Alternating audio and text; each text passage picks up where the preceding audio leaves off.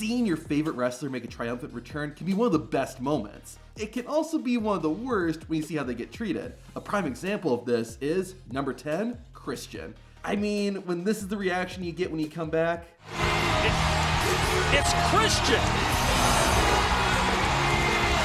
Your return is basically doomed from the start. After leaving WWE in 2005, Christian almost immediately appeared in TNA. While his career in total non-stop action lasted only 3 years, Christian was utilized extremely well, arguably better than how WWE used him. So, once Christian left TNA in late 2008, you would hope WWE would see what they missed out on and get it right the second time. Well, unfortunately, no. When you know what was going on backstage, it's easy to see why Christian's WWE return was destined to fail. You remember all that crazy stuff that was happening to Jeff Hardy in late 2008 and early 2009 where he was getting attacked and whatnot? It ended up being Matt Hardy who was responsible, but originally it was supposed to be Christian. In fact, Captain Charisma was supposed to return at the 2009 Royal Rumble and cost Jeff Hardy the WWE Championship. However, fans knew Christian had left TNA and was headed for a WWE return, so WWE worried that if Christian was revealed as Jeff Hardy's assailant, then it would be too predictable. That would have been a great return for Christian, but instead he got thrown on ECW. No disrespect to the brand, but it was the third tier show. Now, Christian went on to win the ECW Championship only a few months after his return, and he remained champion pretty much until ECW was shut down in 2010. However, having Christian become the face of ECW shows that the company only saw so much value in him. About a year after ECW folded, Christian won the World Heavyweight Championship, twice as a matter of fact. But combined, Christian was only world champion for 30 days. Not only was that not enough time to make an impact, but it also felt like the entire reason WWE had Christian win the world title was because of Edge's unexpected retirement. Christian had proven in TNA that he could be a main event star, but for whatever reason, WWE didn't agree. Making matters worse, about 5 years after his return, Christian suffered a concussion that kept him out of action and abruptly ended his WWE career. Number 9, Braun Strowman.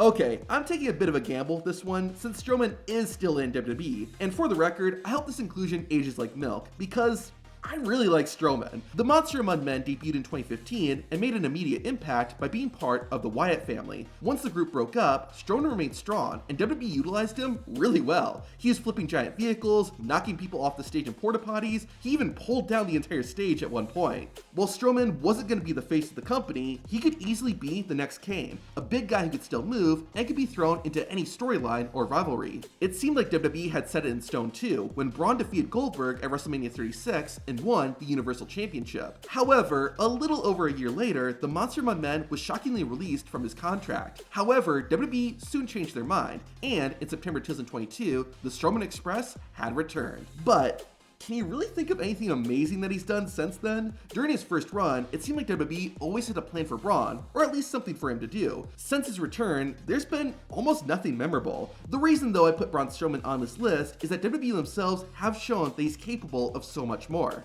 Now, to be fair, Strowman has suffered 2 major injuries since his return that have kept him on the sidelines. Maybe once he's healthy, Braun Strowman will get the same momentum back, but I'm not holding my breath. Number 8, Gail Kim. Here's someone who is ahead of her time. Kim's first run in WWE lasted only about a year, but still, it wasn't awful. She won the women's title in her first match and went on to feud with Trish Stratus and Lita. However, a broken collarbone and later an abrupt release didn't allow Kim to accomplish much. She then joined TNA, where her true potential was shown. She, along with Awesome Khan, put TNA's women's, or Knockouts division, on the map and arguably helped elevate women's wrestling in general. However, once her TNA contract expired, Kim re-signed with WWE. You would hope that now, after proving what she could do, that WWE would realize what they had with Gail Kim, but of course, they did not. Kim returned to WWE in March 2009, attacking Maurice and Michelle McCool during a Divas Championship match. While it was a hopeful start, it was pretty much all downhill from there. Gail Kim would challenge for the Divas title multiple times, but never won it. Her push was also pretty sporadic, and there were long periods where she did nothing. Just to demonstrate how much WWE didn't value Gail Kim, her return lasted about 2.5 years. During that time, she competed in 6 pay-per-view matches and only won 1 of them, and that was a 5-on-5 Survivor Series match. The other problem with Gail Kim's WWE return was the roster. I'm not trying to crap on anyone, and there were some solid female wrestlers at the time, but this was during the Divas era. WWE was prioritizing looks over skill in the ring. In fact, Gail Kim sort of became a victim of this era, as one of her final WWE storylines involved a love triangle between her, Daniel Bryan, and the Bella Twins. Or would that be a quadrangle?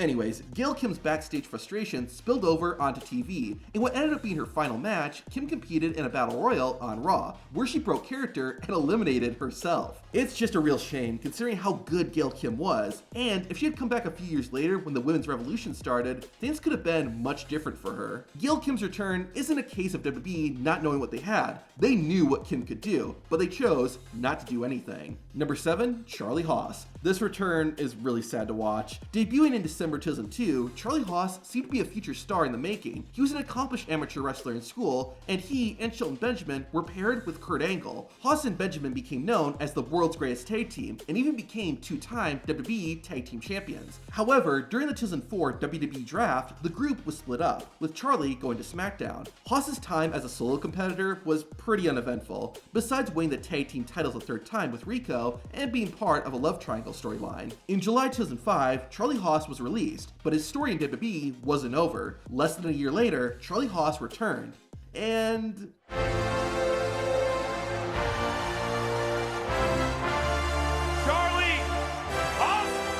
yeah, there was no crowd reaction. It wasn't even just a one-time thing. This kept happening, and eventually got called the Haas Pop. I told you, this return was just sad. After that, Charlie Haas just floated around WWE with not much to do. In fact, his first storyline after he returned happened by accident. While making his entrance, Haas unintentionally knocked announcer Lillian Garcia off the ring. This led to Charlie Haas and Viscera fighting for Lillian Garcia's affection, but it was nothing to write home about. Towards the end of Charlie Haas's return, he started impersonating other wrestlers, and that was arguably his most popular gimmick of his entire WWE career. While Charlie Haas would have his moments, his return was mainly just him puttering around, which makes you wonder why WWE even bothered bringing him back to begin with. In February 2010, almost 4 years after his return, Charlie Haas was released from his contract. Now, the reason I ranked Charlie Haas kind of low is just because he didn't have that high of expectations. This next wrestler had no expectations and was still a major disappointment, and that's number 6,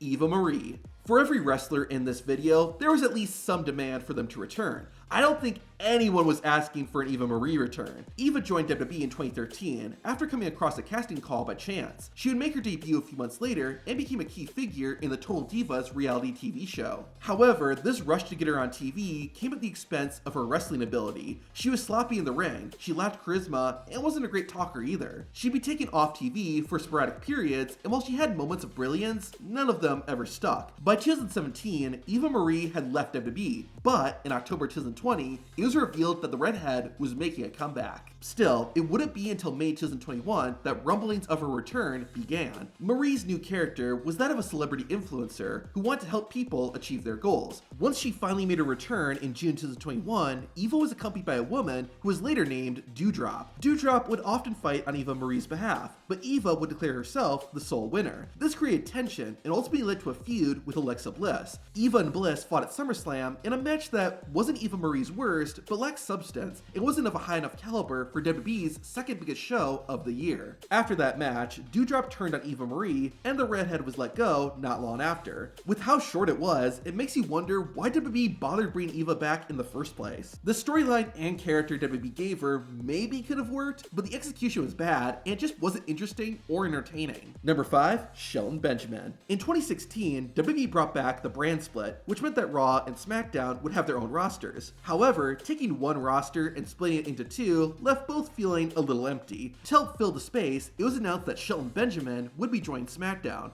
The gold standard hadn't been seen in WWE in over 6 years, and most fans felt like he could have done more. With more experience under his belt and a fresh new roster for him to work with, it seemed like now was a perfect time for Benjamin to make his return. However, things got off to a rough start almost immediately. After the announcement, Shelton Benjamin suffered a torn rotator cuff that required surgery. Because of this, it wouldn't be until a year later that he would finally make his WWE return. Once he did, Shelton was paired with Chad Gable in what was a spiritual successor to the world's greatest tag team. Things started out fine enough. Benjamin and Gable got some solid wins, and both were able to show off their abilities. After a few months, they finally went after the SmackDown Tag Team Championship, which is held by the Usos. Benjamin and Gable actually did defeat Jimmy and Jay in a title match, but the decision was reversed when the referee realized that the wrong twin was pinned. This led Shelton and Chad to turn heel, blaming the referee, going after the fans, and accusing SmackDown General Manager Daniel Bryan of being biased. The heel turn didn't lead to a title victory or really amount to much, and just a few months later, Benjamin and Gable were split up during the 2018 draft. Shelton stayed on SmackDown, and this was when his return really started to crumble. Benjamin didn't do anything of note except for the occasional standout match here and there. His career wouldn't pick back up until mid-2020, when he, along with MVP Bobby Lashley and later Cedric Alexander, formed the Hurt Business. This was easily the highlight of Benjamin's second run in WWE, and even led to him and Cedric becoming the Raw Tag Team Champions. As is often the case in these factions though, the one guy who benefited the most from this pairing was Bobby Lashley. Benjamin and Alexander played second fiddle, and in March 2021, they lost the Raw Tag Team Championship. This led to tension building in the group, and ultimately, Shelton and Cedric were kicked out. The two continued their tag team on their own, but that didn't go anywhere, and the group was broken up. Then, without reason, Shelton Benjamin and Cedric Alexander were back together and helping Bobby Lashley, only for that to go absolutely nowhere. The gold standard continued to just exist on the roster until another Hurt Business reunion was teased in early 2023. This again didn't go anywhere, and about 6 years after his return, Benjamin was released from his contract. Now, people will bring up the fact that Benjamin was 42 when he returned, and that he was never a great talker. That's fair enough, but that didn't stop WWE from pushing guys like AJ Styles. While Shelton Benjamin wasn't going to be world champion, you'd think he could have been utilized better than what WWE did with him. The Hurt Business was great, but as I mentioned, Shelton was more of a background character. He was mainly there just to help further a feud or build up Lashley's next opponent. On top of that, anytime he and Lashley got physical, Bobby usually beat down Shelton with ease. It was even more embarrassing when both Benjamin and Cedric got beaten down together. I do wonder if things would have been different had Benjamin not got hurt after his return was announced. I mean, Jinder Mahal got zero fanfare when he returned in 2016, and a few months later, he won the WWE Championship. Number 4, the Dudley Boys. Bubba Ray and Devon are one of the greatest tag teams in all of wrestling. They've had success everywhere they've gone, whether it be ECW, TNA, or WWE. Well, at least the first time. In the summer of 2015, the Dudley Boys made a surprise return to World Wrestling Entertainment. Initially, things started off hot, with Bubba and Devon beginning a feud with the tag team champions, the New Day. The matches weren't much to write home about though, and the Dudleys never won the titles. After that, Bubba Ray and Devon moved on to a feud with the Wyatt family that saw Tommy Dreamer and Rhino return to help their fellow ECW originals. However, like before, the matches they had were nothing amazing, and the Dudleys lost again. But it was in 2016 that Bubba and Devon's return really went downhill. In February, the Dudleys turned heel and declared it wasn't the tables that won them all their championships, but themselves. On top of that, Bubba and Devon said that they would be going table free and wouldn't use them anymore in their matches. What was the point of this? The tables were a signature part of the Dudley Boys characters. Their catchphrase was literally, "get the tables," and now they're just throwing it away? And just so you know, about 2 months after they said they weren't going to use tables, the Dudleys beat the Usos in a tables match! No explanation was given for why they had a change of heart, it was just dropped. For the next roughly 4 months after that, the Dudleys just kind of existed in WWE until August 2016, when they announced their farewells. While it was cool to see the Dudley Boys back in WWE for one more run, it was a very pointless run. A lot of their matches were meh or just bad, and they had a worthless heel turn and character change. Sure, a Dudley Boys return at that point wasn't going to be phenomenal, but they could have and should have done something better. While an excuse can be made for the Dudleys, there's no excuse for this next wrestler. Number 3, the Ultimate Warrior. Warrior's wrestling career is fascinating, mainly because of the drama that happened behind the scenes. It varies a bit based on who you talk to, but the Ultimate Warrior and WWE seem to always be at odds with each other. There's the infamous story of Warrior refusing to wrestle at SummerSlam 1991 unless he was given more money, his personal rivalry with Hulk Hogan, and much more. I bring this all up to say that Ultimate Warrior's WWE return in 1996 was on shaky ground. Warrior made his grand comeback at WrestleMania 12. Fans hadn't seen Warrior in about 3.5 years, and by this point, a lot of things had changed. WWE's TV ratings, attendance, and overall popularity were down, and since their rival, WCW, had signed most of WWE's established name talent, the company snagged the one person who hadn't joined the other side. Warrior's WrestleMania opponent was young Triple H. Warrior no-sold the game's finisher, and then proceeded to beat him in under 2 minutes. Despite the strong comeback, things went downhill almost immediately. Warrior's first feud was with Goldust, and it was just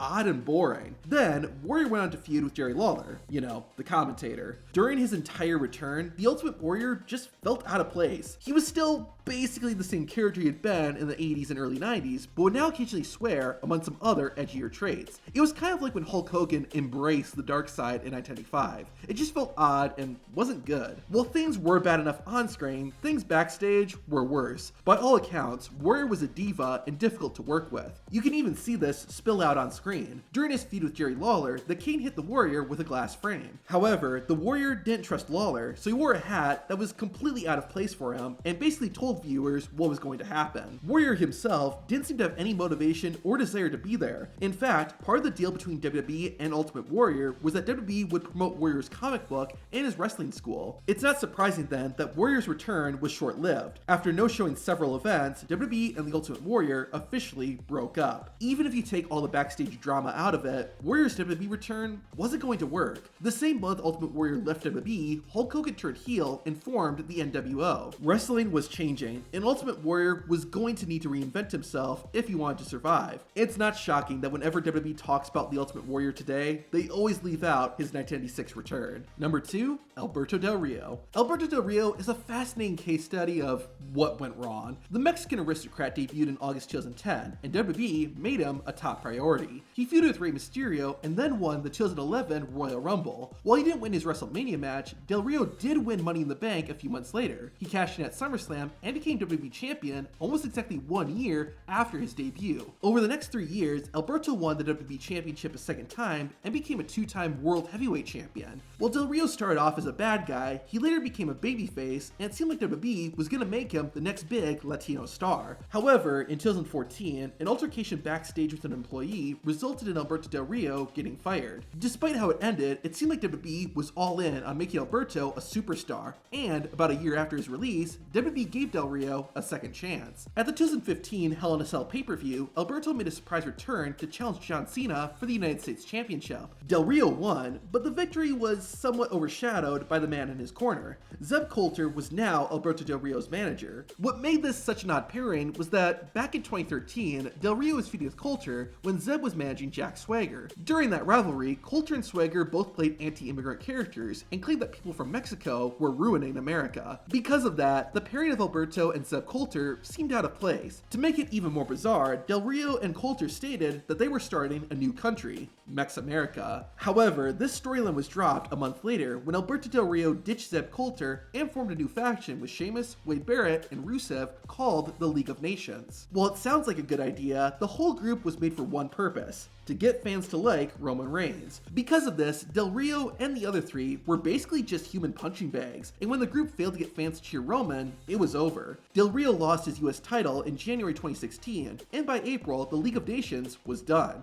Alberto puttered around for a few more months before he got suspended for violating WWE's wellness policy. This soon led to Del Rio leaving the company, saying he had been given empty promises about a main event push. Hearing that makes me wonder what WWE told Alberto Del Rio backstage. From the beginning, Alberto's WWE return was off to a rocky start. Had they not done that awkward pairing and Mex-American storyline with Zeb Coulter, maybe things could have been different. But once Alberto was fed to Roman Reigns, the writing was on the wall, and Del Rio's second run would be nothing like his first. Now, all these have been some awful returns, so which wrestler has the dishonor of the worst return ever? Well, and the number one worst WWE return of all time is Shawn Michaels. Now, I'm not talking about Shawn Michaels' return in 2002. That second run he had was phenomenal, and arguably better than his first. I'm talking about Michaels' short, but very painful run in 2018. After putting his career on the line in 2010 and losing to The Undertaker, the Heartbreak Kid was forced to retire. What really stood out, though, was that he stayed true to that. Sure, Michaels would usually appear on TV at least once per year, but he never wrestled again. This might seem like a no-brainer, but seasoned wrestling fans know that when a wrestler says they're done, they never are. In addition to honoring his word, Shawn Michaels had a perfect end to his career. He competed in the main event of WrestleMania against his greatest rival. It couldn't be done more perfectly. But like all good things, it was eventually ruined. In 2018, Triple H and The Undertaker began a feud that saw them face off at Super Showdown in Australia. The two were not alone, as Undertaker had Kane in his corner and Triple H had Shawn Michaels. Michaels assisted Triple H in the game to feed the Dead Man. However, both HBK and the King of Canes got laid out after the match by the Brothers of Destruction.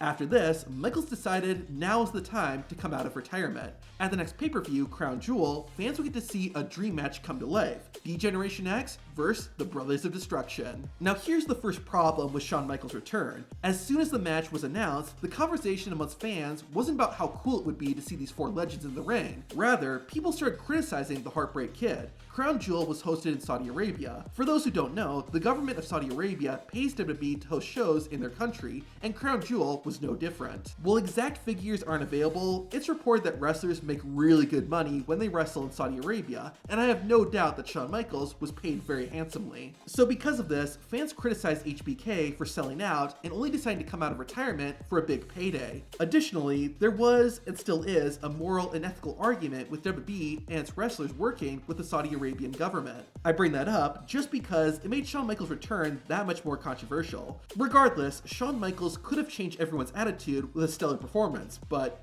oh boy did that not happen. Once the bell rang for Shawn Michaels' return match, it was an absolute disaster. There were botches, Triple H tore his pectoral muscle, making his right arm almost useless, and overall, the match was just slow and underwhelming. About halfway through, the crowd died, and keep in mind, this match went on for over 27 minutes. Now, the one bright spot is that Shawn Michaels looked the best out of anyone in the match, but that's still not saying much. But what really earns Shawn's return as the absolute worst is that it was Shawn Michaels. He's arguably the greatest wrestler of all time, and to have this be his final match is just sad. Now, Michaels' heel turn was one of the best, but who had the absolute worst heel turn in WWE? To find out, watch the video on screen.